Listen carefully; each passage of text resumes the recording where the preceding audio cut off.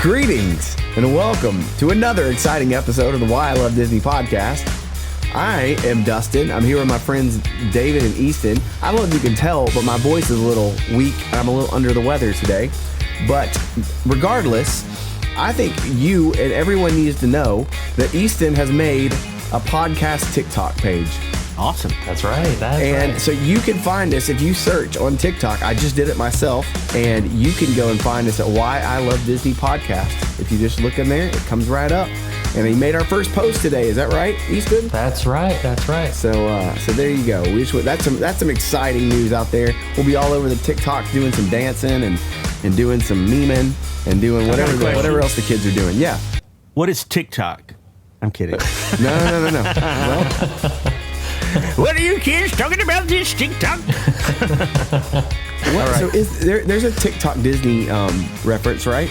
TikTok is the crocodile. The crocodile from Peter Pan. That's what I'm trying to get. TikTok Croc, yes. All right, maybe that's where they got the name. Who knows? But we're on it now. All the best clips will be on there, and all sorts of fun stuff will be on the TikTok. Go follow that right now. And while you're at it, just go ahead and give us a 5-star review on the podcast and share it with a friend. We'd love for you to do that too.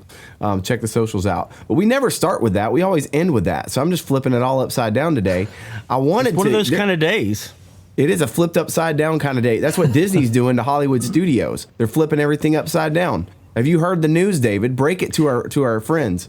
Well, I'm just was catching up this morning. I did not look at the news as early as I normally do, and so I started seeing all these things of monsters overtaking Muppets, and I thought, what is this? And thought, well, maybe it's just a fan site here or two. But then, I started seeing quite a few people reporting that the beloved Muppet Vision 3D is in bulldozer's way, apparently, after they said it was saved. I've been seeing that over and over and over. People saying, oh, no, it's going to be the Star Wars launch bay area, but it looks like it's going to be Muppet Vision 3D, going away from Monstropolis. Easton, what did you think? It's kind of crazy. I mean, it was one of those things where I felt confident. Like we talked a few weeks ago that we knew that they had redone the seating in there, so it seemed kind of silly for them to just tear it all down after kind of doing some maintenance on it. But it's wild. It's wild. There's probably a lot of angry people out there. And, if Muppets is your thing, then, hey, I stand by you with you being angry. I'm angry about Dinosaur. They can be angry about Muppets, and everyone's, Dustin, what about you? It's official.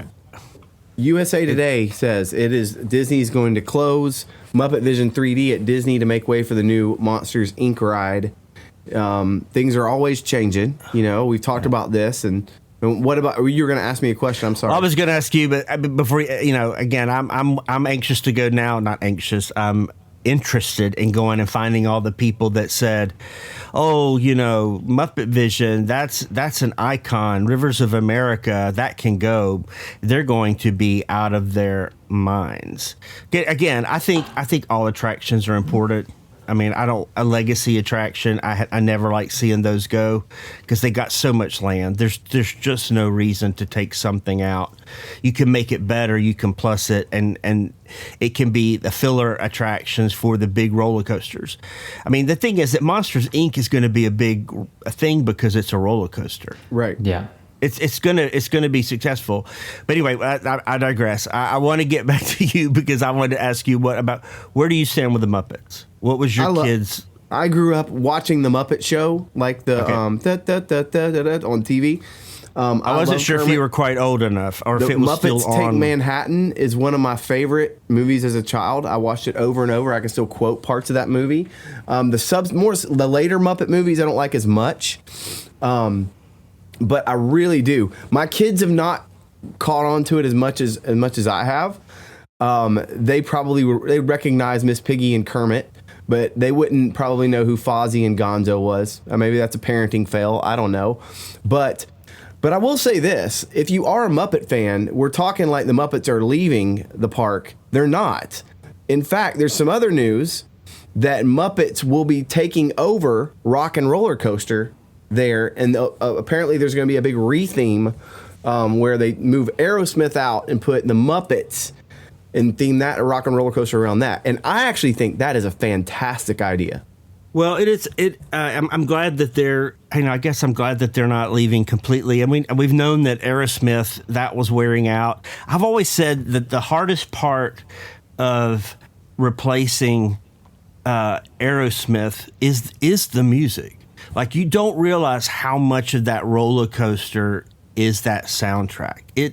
It's really well done, and I'm not the biggest Aerosmith fan. I don't even think I own any Aerosmith music. But the thing is, I mean, everybody, those songs are kind of iconic, but it's just the way that the roller coaster takes off with the countdown and his voice. It's high intensity. It matches a roller coaster. So even when they've talked, we rode the one in Paris. We rode the one with Captain Marvel, and I didn't think it was. I mean, the roller coaster was fine, but I did not think it had the intensity. Like something leaves. It's like if you ride Tower of Terror. To me, the one in any of the ones that are themed to Tower of Terror or Twilight Zone is more intense than the Guardians of the Galaxy one. Like the Guardians of the Galaxy ones, I laugh. And on the other ones, you hear people screaming. And that was kind of the way the rock and roller coaster, it made it more intense. So Muppets, now I'm kind of going, now it's going to be a different environment. It's still going to be fun, but it's going to be more wacky. I mean, it'll change it. It will change it'll change your mood, how it works. That's their best. I mean, it really was their best. And I've heard a lot of people, a lot of people have through the years have seen really, put in a word for Queen, but that never felt like California. Like Queen always feels like a British band to me. I don't know why. That might not be true to most people, but like, well, who were you going? I mean, Aerosmith just kind of hit that California vibe, and you're supposed to be. Of course, it's kind of crazy too because one minute you're like in old Hollywood, but now you're in the late 1900s Hollywood or early 2000s Hollywood, and then I mean it's kind of all over the place. So as far as immersion, it's all over the place anyway. Which that's an interesting thing I want to talk about too. Like, they'll move. That's a moving things around. And it was like we got to move the Muppets because this has to be all immersive Monstropolis. But that's not how Disney has been in the past. They've done zones.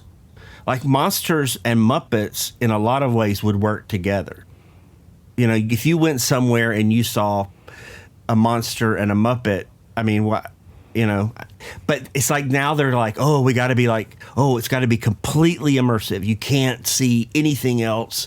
It's like interesting that they have been the whole Harry Potter thing again, just coming back and epic universe, all immersive lands. There's no, oh, here's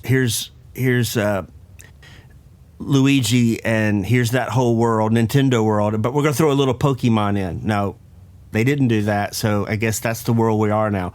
We had Fantasyland, but now we can't do Fantasyland. We got to have Frozen. We got to have a whole immersive land, which is interesting that it's gone that way, that they're behind the 8 ball on all this. And I'm interested. What do you think of that? Is that something that's really necessary? Because that's what kind of feels like. I mean, I really feel like Frontierland's political, but it's like, do we have to get rid of all that so that Cars feels immersive? Because you don't want to look over and see a riverboat when you're in Cars land.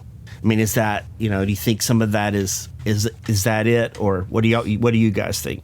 Maybe there's some continuity things they're trying to accomplish. But I do feel like the move to immersion, complete immersion, is almost a direct, like you said, a direct response to Harry Potter and Wizarding World of Harry Potter, because it is so well done. And then you have Galaxy's Edge, another immersive place that's done really well too. I think that's where things are going. I think people want to step out of the world for a second, and so I do appreciate and understand what they're trying to do. But like with that, so you're saying that Monsters, as far as the Monsters ride will be part of a larger Monsters Inc. land? Yes. Because there's rumor that they're moving. There's a Monsters Inc. live floor is a show in Tomorrowland. which has Right, never yep. felt that right, but it's there. And that there's a show definitely coming. So like the assumption people are making is that they're moving that. But I mean, it doesn't have a really good attendance. I mean, it's definitely a filler attraction. There's never hardly a wait. So I think it might be something else. But I think there's also in the concept art, Harryhausen's, the restaurant that's in the movie where they go and eat, where Mike and his girlfriend go and eat, is in the plans. There'll be a restaurant because there's a restaurant there, Pizza Rizzo. There's some shopping in that area already, so they'll reconvert those things. It's not like they're starting from scratch. I'm sure they'll utilize all those things, and I guess this Monsters Inc. show will be part of that as well. Sure. But again, the loyalty to the Muppets was like at 11 this morning when I looked online. Like, people were going crazy. Now, I grew up with the Muppets. It's been they've been a part of my life, actually probably more consistently than in Disney in a way, because I was that generation that first saw them on Sesame Street. Then I was there when the Muppet Show started. I was probably like middle school, maybe. I was younger than that. So the Muppet movie, I remember going to see that at the theater. Back when kids went, like, our parents would drop us off and we'd run into the theater. Yeah. by ourselves with our friends. I remember going to see Muppet movie with friends, like no parents, just kids. And then so I kind of miss the movies. Like, I'm a little bit older as the movies start coming, so I didn't see all the Muppet movies, but definitely that first one. That was like, that Muppet Show was big. Yeah, it was so big. Like, I don't even know when you go back and watch the old ones now, and what's really, the Muppets are great, but what's changed is, like, most people don't know who these movie stars and these singers even are anymore. There's some still great ones in there that we still have with us, but a lot of those people have passed on. So, if kids were watching it now, they wouldn't necessarily know all those people. But man, that show was big in its day. Like, you knew it, and kids talked about it, and you see it, and it was one of those, you didn't miss it. And so I definitely remember that in whatever period that was. But there are people that are big Jim Henson. They love Jim Henson, and this was his last work. So I think it's the last time he does Kermit. He does the voices. He's the voice of, the characters in there. So his last thing he worked on. So to take that away, that is a big, big loss to a lot of people. And, I feel bad. I'm going to feel that way when they take out, other what I call legacy attractions, like, that presidents, it's like stuff like that. Its days are numbered. There's not as much attendance. They can put something else there. They're not going to care about what people have loved before. I just don't think not this regime. Maybe if leadership changes at some point, but those things are going to go. But man, it's a lot right now, because you've got a lot of change going in over at Animal Kingdom. All this now happened, which was not the way the fans wanted it to go. Because they could put it at Launch Bay, which doesn't take out any attractions. Wouldn't change anything. They could put Muppets in both. And they could put Muppets in the thing and keep Muppet Vision Theater. But anyway, it's going, and Rivers of America, it's like that continues to be promoted like it's going to happen. And, dinosaurs leaving, and that whole area is being rethemed, so there's a lot of change, and nothing new is coming. Just things are being replaced at the same time. So, like, we're not really gaining more. We're just replacing. So you're not getting more stuff to do. You're getting the same number of things to do, probably, in a lot of people's minds, anyway. So. I still am kind of honestly really excited about that Rock and Roller Coaster rebrand. Because we forget the Muppets have a built-in rock band. I was looking, Dr. Teeth and the Electric Mayhem, right? Right. And they're known for being a really great idea. I think that's really good. A cover band, and I was actually just kind of sifting through here their greatest hits, and they covered everything from like the Rolling Stones to Bohemian Rhapsody and Queen, and you could see them even doing a nod to Aerosmith, like covering an you know what I'm saying, like they could. That's the a great Muppet idea band too. just sort of like tie it all together, and I actually think it could keep that kind of rock and roll flair with a Muppets twist that's kind of silly also, and I'm really they'll put curious what they do with that. Maybe they'll have the Muppets doing like on Guardians of the Galaxy, where the song changes each time, and you get them singing that an would be Aerosmith cool. tune somewhere. I think that the thing that about Rock and Roller Coaster, again, most of the rides in the dark, you barely see these fluorescent sets as you fly by. There's not a lot to look at, so it's mostly just the ride and the pre-show. The pre-show is the build-up, and it's that pre-show that's so dated. Like it would have been. I mean, it would have been kind of neat at some point if they had said, "Man, this is looking dated. How can we make this feel like you're still in the Twilight Zone? Like somehow you've gone back in time to Aerosmith many, many years ago." But anyway, because that's what you kind of feel like. Like, whoa, I've gone back 30 years. What's going on here? But if that's the part that felt dated, not the roller coaster. The roller coaster is still great, but the music was still great. It was just that pre-show was like, man, they don't even really look like this anymore. Right. So time has moved on, but this ride has not. But at the same time, I do think the intensity is going to change a lot, and the environment's going to change a lot, and they're going to put Muppets on it, and kids still aren't going to be able to ride it because they're not going to meet the height requirement. Yeah. What is the height requirement? I would guess 48. Easton, when you want somebody to look it up, I would guess 48 inches. 48. There you go. You're gonna be pretty young. 48 inches. That's All of my 4 kids would be tall. on there. Yeah, that's But that's you're not going to be. second grader. You're not going to be. Is it? Yeah. I mean, oh yeah. Okay. I mean, you could be short, but second and third grade, you're on that roller coaster. There's nothing at Disney World that's like a 56 inch, 58 inch, height requirement, right? Yeah. What is the highest? What is the biggest one there? I used to do a lot of these from my head, but I haven't. I can't do it quite right now because I would hear it so much. But now I don't. 48 might be the highest. The highest height requirement for rides at Walt Disney World is 54 inches, which applies to solo drivers on the Tomorrowland Speedway. Oh, Are you kidding me? That's pretty silly. To go 2 miles an hour, you got to be 54 inches. You can be shorter than yourself. that at the go-kart track. yourself. How many Still, inches you say? it's on a track. 56? What are you going to do? You just hit the thing down. 54. 54 inches. Now talk about something that needs to go. That needs to go. Why is that not gone yet? Explain to me that, David. I don't know. I guess a lot of people think it's a rite of passage still. I don't really know.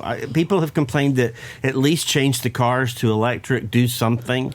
And I love that in my generation, it was a big deal because you couldn't do it at every, I'm not that old. I don't know why I say it that way, but when you couldn't ride those cars everywhere, but now they're everywhere. When I was a kid, it was dumb. I'd wait. You wait, and it was always a long line too. Remember, it's a very slow queue, and you get there and you sit down in there, and you're like, you can't bump into anybody. I mean, you might as well get the electric cart at the grocery store. It's more fun. Again, most of those things originally did not even have the guide rails. Well, that would make it more fun. And then and the reason again it's in Tomorrowland because in 1955 the interstate was new. That's true. But now when Disney, it's not, and so that's why it's not. It's not the Autopia in Florida. That's why it's the Speedway because you're on a Tomorrowland Speedway. You're in a race really car. More like blast. It should from be the cars. past. It should be cars.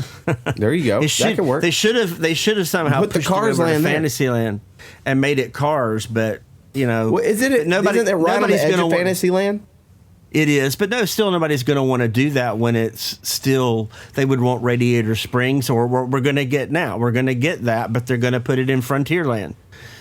instead of putting it where it should go in that big, huge cars spot. Now, who's going to, I mean, maybe that's it. Maybe that's their whole thing. Hey, if we put a new Cars ride in Frontierland, we can finally get rid of this one in Tomorrowland. But nobody's going to be mad if they get rid of the Tomorrowland Speedway. I mean, nobody's getting mad about that.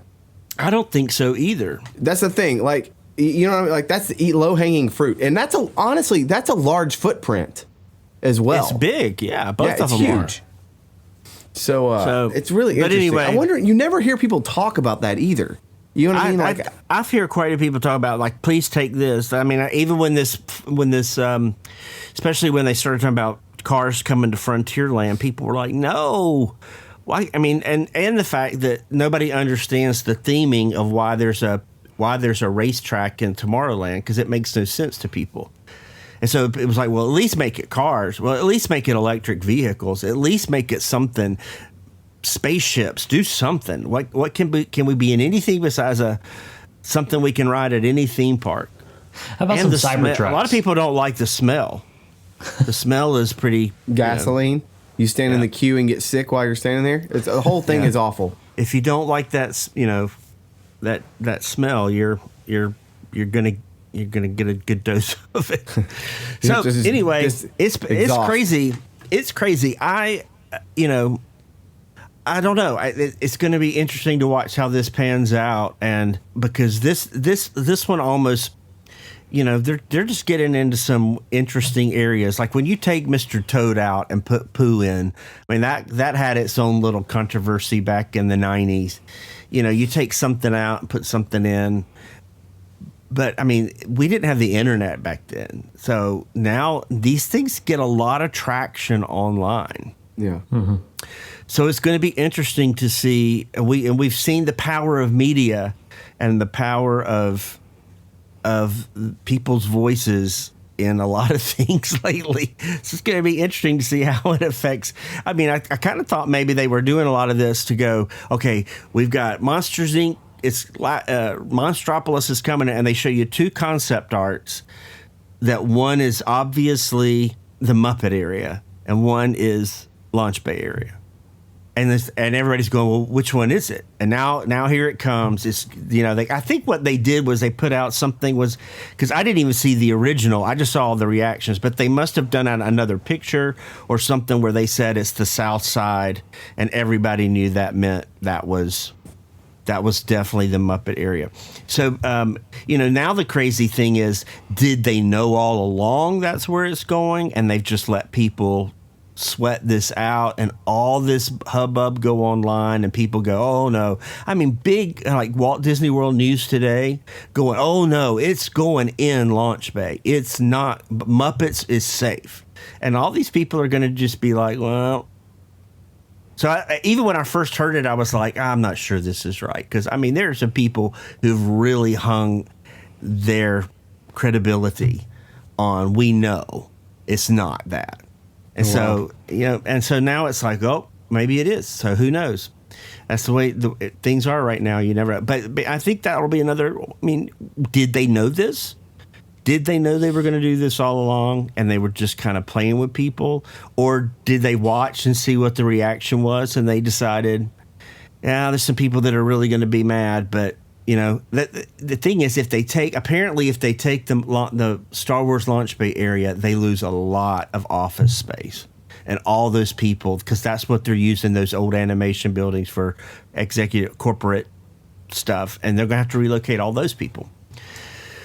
So, it comes down to what's going to be the least expensive. I mean, I think that's, obviously it's cheaper to drain the river and build a ride than just build a ride behind the river. Because I can't see any other reason at this point for some of the decisions they're making except money. It's cheaper. It's cheaper to do it this way. What do you think? Well, I think you're probably right. I do think some of those, you're also discounting a little bit, I think, the attendance of these attractions they're replacing. I'm sure they're waning and just aren't as popular. And that I'd say that weighs into it as much as anything. Like, you could add something else, right, on the back of Rivers, but do you really need Rivers? Has it you know what I'm saying? Like, you can make the case, like I'm saying with Tomorrowland Speedway. I mean, you can't just have a hole there, but sometimes things are just, it's time for them to go. Well, I think that's obviously where they are. They watch these counters. They know the number of people on every attraction, and so they know whether it's worth their cost of running it. They create this because they make it so hard with all their ride options. They make it so hard for everybody to ride things like Space Mountain and Thunder Mountain and Pirates and Haunted Mansion, so that you never even get to go ride these other rides because you don't have time. It's not the attraction's fault or the interest. It's like you didn't have time. You stood in line for this an hour and this an hour and this an hour, and there wasn't enough hour in the day. Right. So something has to go.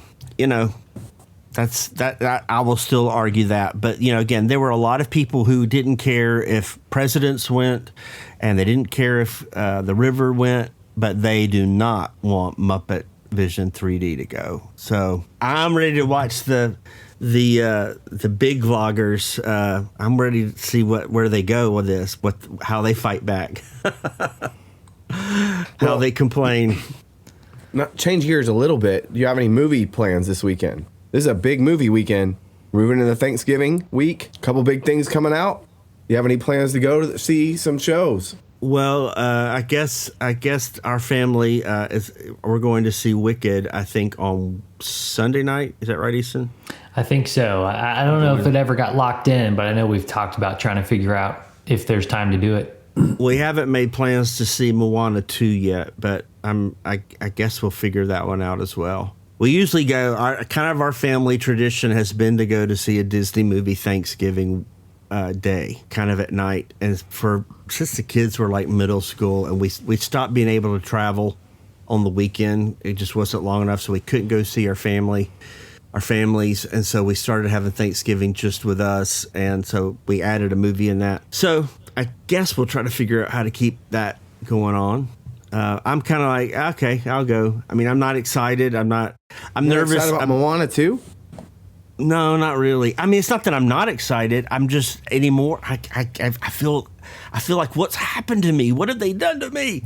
Because I was always excited. I'm always like on edge. I'm just always a little on edge. Like, is this going to be like, oh no, or is this going to be like, hooray?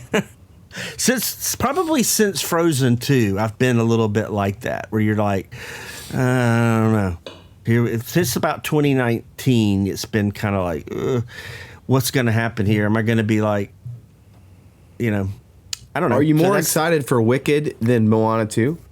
Well, I'll tell you my thing with Wicked. And we watched, my wife and daughter the other night were watching a special on Wicked, so I watched it. And I really appreciated that they brought Ariana Grande and Cynthia Erivo in, and you could hear them talk about the role and their how they cried when they found out they had the roles, and how emotional it's been, and how much they wanted to do it since they were children. And I mean, it made it a little more human, which I really appreciated, because there's been a lot of craziness in the media about all that. And you start you don't know people personally, so all you know is what you hear, and it creates these. Well, can I go see this movie and see Elphaba and Glinda, or am I gonna go see these actresses? Because that's one of the best things about Broadway. And unless if you're a huge Broadway fan, you know these stars like crazy. But most people that go see a Broadway show, whether it's a traveling show or in New York, you don't really know everybody. You kind of get immersed in this little story, and you don't know if you're seeing most people don't know if they're seeing the main Elphaba, who's the headliner, or if they're seeing an understudy. They just go and see the show, and they walk out, and they love it. And so when you go see a movie, and I think this happens in a lot of Broadway movies that could become movies, Broadway musicals that become movies, is suddenly you don't see the character, you see the actress, or you see the actor, and it becomes so much more about their personality than the original show. So that's my big, because Wicked is one of the best things that's come out in Broadway for families in years. And so is it going to be about that? is it going to hold up, or is it going to be like it became all about these two people? But I will say, from everything I saw, it looks like it's going to be beautiful. It looks they talked about singing everything live. They were actually singing on set. They weren't lip singing.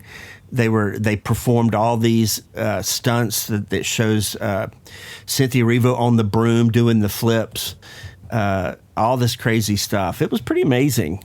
And the reviews I've seen have been really good. I know there are some people writing reviews about, the critics haven't had a chance to report yet, but like thousands of theater goers have posted reviews, and they're loving it.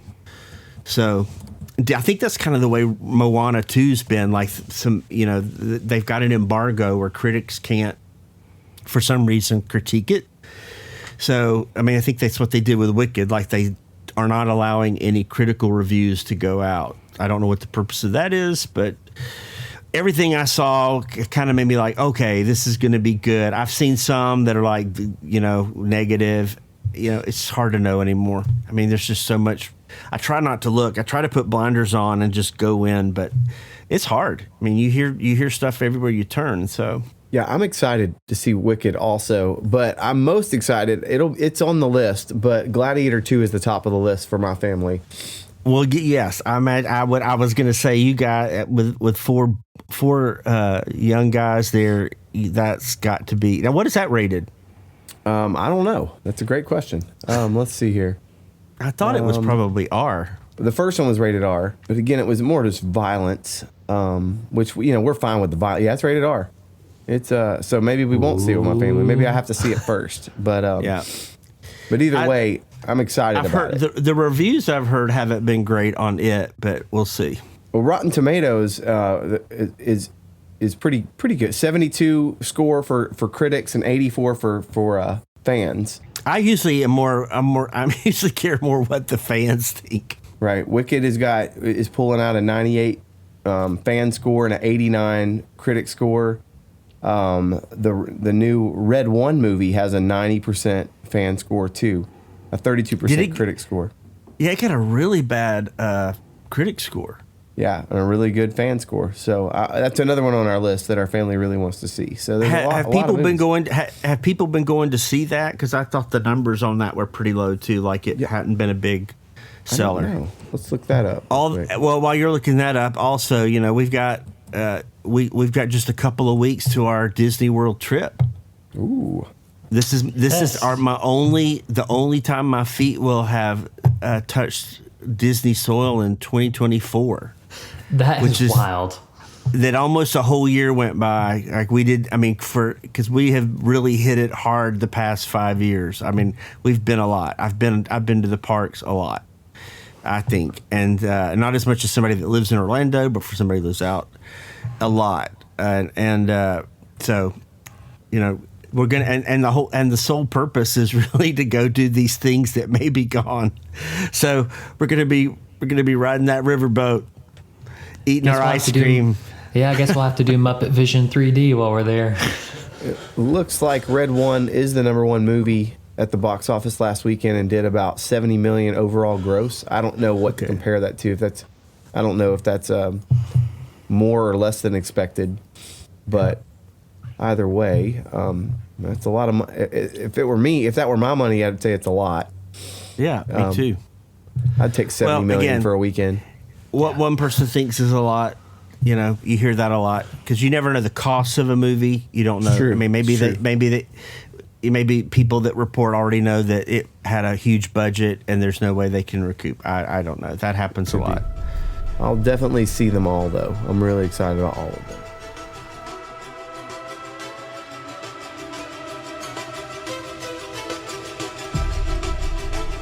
Boy, there's been a lot more news about that Snow White movie. I guess in the earnings call, Bob Iger doesn't even mention that as coming out next year. So that caused a lot of people to wonder. But there I think there's even been a preview that dropped for that during something with Wicked. Maybe it was in that Wicked show and I missed it. There was something about Wicked, or maybe in the theaters for Wicked, but they didn't release it on YouTube or something like that. Have you seen a preview for Snow White? I have not. No, just the trailer that they released for I guess it was D23. Okay. Well, I guess they've released something else, but I haven't seen it yet. But man, again, I'll no matter how good that is, I'm still going to probably hold to they should never have done it.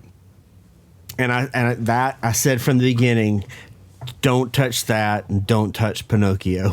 And Pinocchio, like nobody talks about that Pinocchio movie. That was like Forgettable.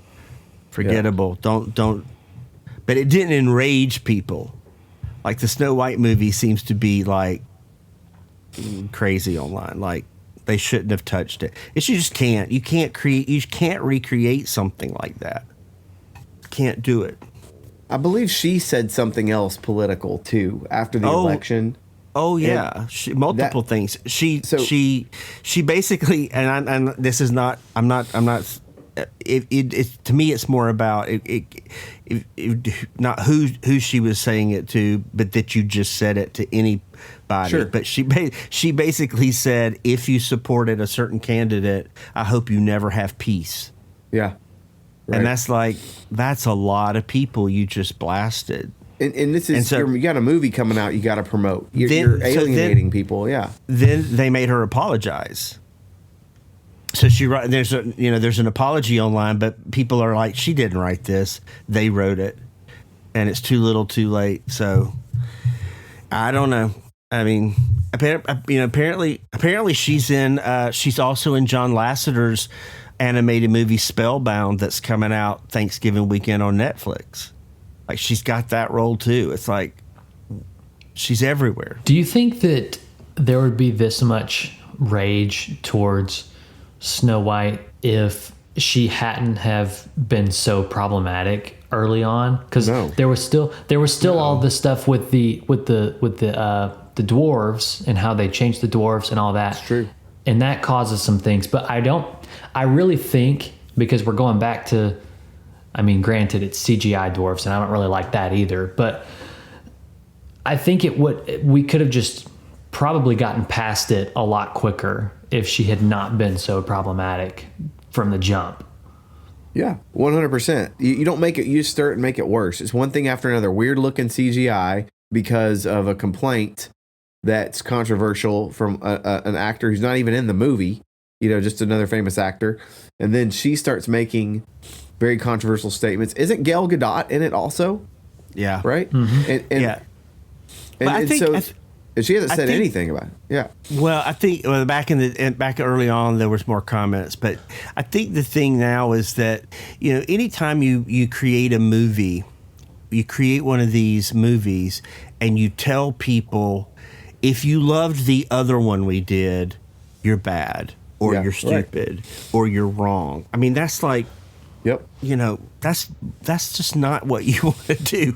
And so, she's representing. She's not a Disney employee, but she's contracted by them, and they ought to have stricter protocols that say, hey, do not go out and say that our original movie is bad, weird. I mean, that's what she called it, weird. She said the prince was a stalker. I mean, it's like, that's like, you could have your opinion on that, but that's like, you're crazy if you think that's what people thought back then. They didn't see it that way. Right. They saw it as love pursues you. Like they didn't see it as like, oh, this horrible thing. It's like, no, he's pursuing her. That's right. What most people want.